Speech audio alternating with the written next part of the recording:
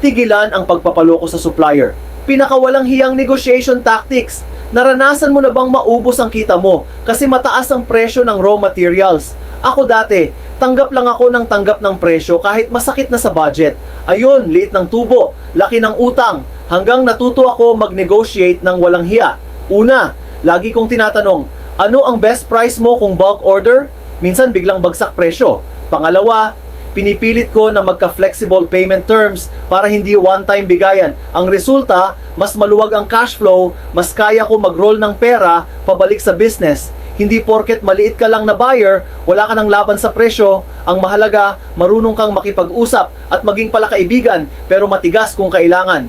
Huwag kang mahihiyang humingi ng discount o terms. Business is business, walang personalan. Ikaw ang magpapatatag sa negosyo mo. Kaya mo to. I-share mo ang thoughts mo kung paano ka nakatipid sa supplier deals.